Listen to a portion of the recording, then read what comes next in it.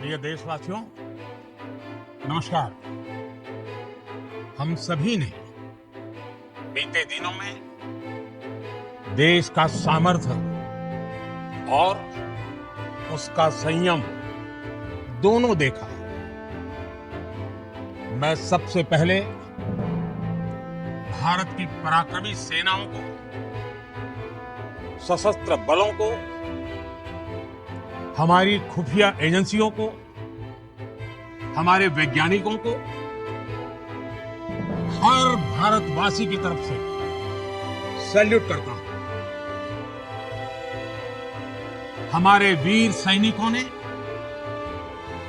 Operation सिंदूर के लक्ष्यों की प्राप्ति के लिए असीम शौर्य का प्रदर्शन किया।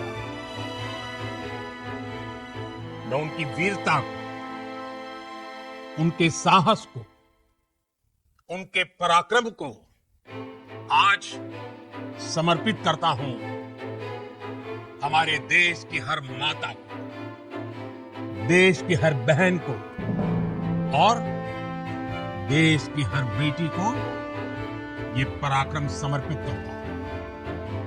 साथियों, 22 अप्रैल को पहलगाम में आतंकवादियों ने जो बर्बरता दिखाई थी, उसने देश और दुनिया को झकझोर दिया था। छुट्टियां मना रहे निर्दोष मासूम नागरिकों को धर्म पूछकर उनके परिवार के सामने, उनके बच्चों के सामने बेरहमी से मार डालना, यह आतंक का बहुत विभत्स चेहरा था, क्रूरता थी। ये देश के सद्भाव को तोड़ने की घिनौनी कोशिश भी थी। मेरे लिए व्यक्तिगत रूप से ये पीड़ा बहुत बड़ी थी। इस आतंकी हमले के बाद सारा राष्ट्र, हर नागरिक, हर समाज, हर वर्ग, हर राजनीतिक दल एक स्वर में आतंक के खिलाफ कड़ी कार्रवाई के लिए उठ खड़ा। हमने आतंकवादियों को मिट्टी में मिलाने के लिए भारत की सेनाओं को पूरी छूट दी और आज हर आतंकी, आतंक का हर संगठन जान चुका है कि हमारी बहनों बेटियों के माथे से सिंदूर हटाने का अंजाम क्या होता है। साथियों, ऑपरेशन सिंदूर ये सिर्फ नाम नहीं, ये देश के कोटि कोटि लोगों की भावनाओं का प्रतिबिंब है। ऑपरेशन सिंदूर न्याय की अखंड प्रतिज्ञा है। 6 मई की देर रात, 7 मई की सुबह पूरी दुनिया ने इस प्रतिज्ञा को परिणाम में बदलते देखा। भारत की सेनाओं ने पाकिस्तान में आतंक के ठिकानों पर, उनके ट्रेनिंग सेंटर्स पर सटीक प्रहार किया। आतंकियों ने सपने में भी नहीं सोचा था कि भारत इतना बड़ा फैसला ले सकता है। लेकिन जब देश एकजुट होता है, नेशन फर्स्ट की भावना से भरा होता है, राष्ट्र सर्वोपरि होता है, तो फौलादी फैसले लिए जाते हैं, परिणाम लाकर दिखाए जाते हैं। जब पाकिस्तान में आतंक के अड्डों पर भारत की मिसाइलों ने हमला बोला, भारत के ड्रोन्स ने हमला बोला, आतंकी संगठनों की इमारतें नहीं, बल्कि उनका हौसला भी थर्रा गया। बहावलपुर और मुरिद के जैसे आतंकी ठिकाने एक प्रकार से ग्लोबल टेररिज्म की यूनिवर्सिटी रही है। दुनिया में कहीं पर भी जो बड़े आतंकी हमले हुए हैं, चाहे 9/11 हो, चाहे लंदन ट्यूब बॉम्बिंग हो, या भारत में दशकों से जो बड़े बड़े आतंकी हमले हुए हैं, उन सब के तार कहीं ना कहीं आतंक के इन्हीं ठिकानों से जुड़ते रहे। आतंकियों ने हमारी बहनों का सिंदूर उजाड़ा था, इसलिए भारत ने आतंक के ये हेडक्वार्टर्स उजाड़ दिए। भारत के इन हमलों में 100 से अधिक खूंखार आतंकवादियों को मौत के घाट उतारा गया है। आतंक के बहुत सारे आका बीते 2.5-3 दशकों से खुलेआम पाकिस्तान में घूम रहे थे, जो भारत के खिलाफ साजिशें करते थे। उन्हें भारत ने एक झटके में खत्म कर दिया। साथियों, भारत की इस कार्रवाई से पाकिस्तान घोर निराशा में गिर गया, हताशा में गिर गया, बौखला गया। और इसी बौखलाहट में उसने एक और दुस्साहस किया। आतंक पर भारत की कार्रवाई का साथ देने के बजाय पाकिस्तान ने भारत पर ही हमला करना शुरू कर दिया। पाकिस्तान ने हमारे स्कूलों, कॉलेजों को, गुरुद्वारों को, मंदिरों को, सामान्य नागरिकों के घरों को निशाना बनाया। पाकिस्तान ने हमारे सैन्य ठिकानों को निशाना बनाया। लेकिन इसमें भी पाकिस्तान खुद बेनकाब हो गया।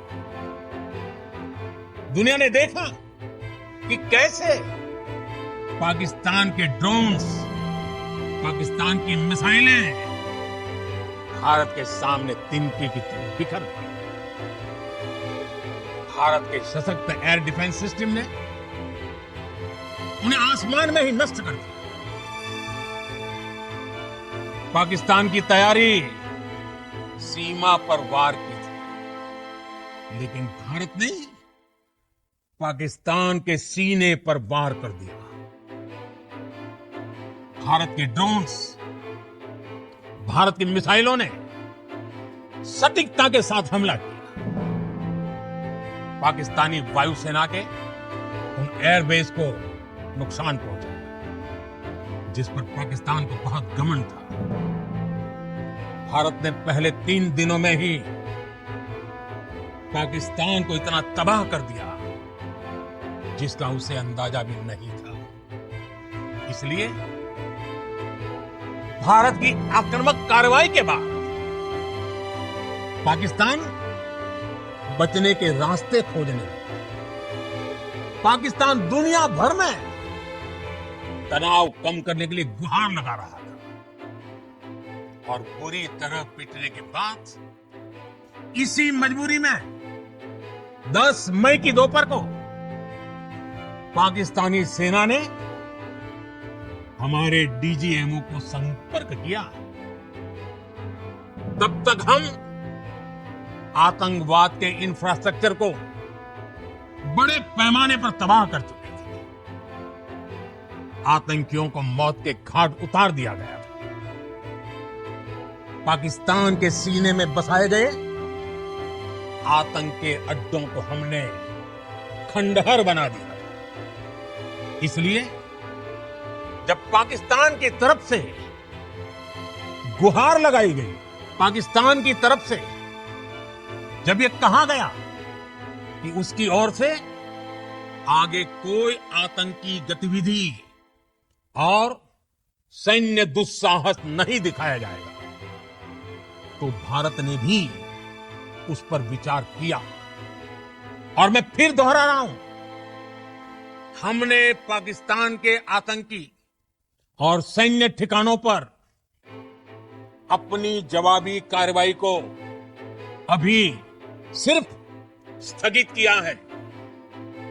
आने वाले दिनों में हम पाकिस्तान के हर कदम को इस कसौटी पर मापेंगे कि वो क्या रवैया अपनाता है। साथियों, भारत की तीनों सेनाएं, हमारी एयरफोर्स, हमारी आर्मी और हमारी नेवी, हमारी border security force BSF, Bharat के अर्धसैनिक बल लगातार अलर्ट पर हैं। सर्जिकल स्ट्राइक और एयर स्ट्राइक के बाद अब ऑपरेशन सिंदूर आतंक के खिलाफ भारत की नीति है। ऑपरेशन सिंदूर ने आतंक के खिलाफ लड़ाई में एक नई लकीर खींच दी है, एक नया पैमाना, न्यू नॉर्मल तय कर दिया है। पहला, भारत पर आतंकी हमला हुआ तो मुंह तोड़ जवाब दिया जाएगा। हम अपने तरीके से, अपनी शर्तों पर जवाब देकर रहेंगे। हर उस जगह जाकर कठोर कार्रवाई करेंगे जहां से आतंक की जड़ें निकलती हैं। दूसरा, कोई भी न्यूक्लियर ब्लैकमेल भारत नहीं सहेगा। न्यूक्लियर ब्लैकमेल की आड़ में पनप रहे आतंकी ठिकानों पर भारत सटीक और निर्णायक प्रहार करेगा। तीसरा, हम आतंक की सरपरस्त सरकार और आतंक के आकाओं को अलग अलग नहीं देखेंगे। ऑपरेशन सिंदूर के दौरान दुनिया ने पाकिस्तान का वो घिनौना सच फिर देखा है, जब मारे गए आतंकियों को विदाई देने पाकिस्तानी सेना के बड़े बड़े अफसर उमड़ पड़े। स्टेट स्पॉन्सर्ड टेररिज्म का ये बहुत बड़ा सबूत है। हम भारत और अपने नागरिकों को किसी भी खतरे से बचाने के लिए लगातार निर्णायक कदम उठाते रहेंगे। साथियों, युद्ध के मैदान पर हमने हर बार पाकिस्तान को धूल चटाई है और इस बार ऑपरेशन सिंदूर ने नया आयाम जोड़ा है। हमने रेगिस्तानों और पहाड़ों में अपनी क्षमता का शानदार प्रदर्शन किया और साथ ही न्यू एज वॉरफेयर में भी अपनी श्रेष्ठता सिद्ध की। इस ऑपरेशन के दौरान हमारे मेड इन इंडिया हथियारों की प्रामाणिकता सिद्ध हुई। आज दुनिया देख रही है 21वीं सदी के वॉरफेयर में made in India defence equipments, इसका समय आ चुका है। साथियों, हर प्रकार के आतंकवाद के खिलाफ हम सभी का एकजुट रहना, हमारी एकता हमारी सबसे बड़ी शक्ति है। निश्चित तौर पर ये युग युद्ध का नहीं है, लेकिन ये युग आतंकवाद का भी नहीं है। टेररिज्म के खिलाफ जीरो टॉलरेंस, ये एक बेहतर दुनिया की गारंटी है। साथियों, पाकिस्तानी फौज, पाकिस्तान की सरकार जिस तरह आतंकवाद को खाद पानी दे रहे हैं, वो एक दिन पाकिस्तान को ही समाप्त कर देगा। पाकिस्तान को अगर बचना है तो उसे अपने टेरर इंफ्रास्ट्रक्चर का सफाया करना ही होगा। इसके अलावा शांति का कोई रास्ता नहीं है।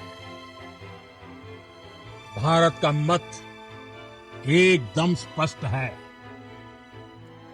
टेरर और टॉक एक साथ नहीं हो सकते। टेरर और ट्रेड एक साथ नहीं चल सकते। और पानी और खून भी एक साथ नहीं बह सकता। मैं आज विश्व समुदाय को भी कहूंगा, हमारी घोषित नीति रही, अगर पाकिस्तान से बात होगी तो टेररिज्म पर ही होगी। अगर पाकिस्तान से बात होगी तो पाक ऑक्युपाइड कश्मीर पीओके उस पर ही होगी। प्रिय देशवासियों, आज बुद्ध पूर्णिमा। भगवान बुद्ध ने हमें शांति का रास्ता दिखाया है। शांति का मार्ग भी शक्ति से होकर जाता है। मानवता शांति और समृद्धि की तरफ बढ़े, हर भारतीय शांति से जी सके, विकसित भारत के सपने को पूरा कर सके, इसके लिए भारत का शक्तिशाली होना बहुत जरूरी है। और आवश्यकता पड़ने पर इस शक्ति का इस्तेमाल भी जरूरी है। और पिछले कुछ दिनों में भारत ने यही किया है। मैं एक बार फिर भारत की सेना और सशस्त्र बलों को सैल्यूट करता हूं। हम भारतवासी के हौसले, हर भारतवासी का एकजुटता का शपथ, संकल्प, मैं उसे नमन करता हूं। बहुत बहुत धन्यवाद। भारत माता की जय। भारत माता की जय। भारत माता की जय।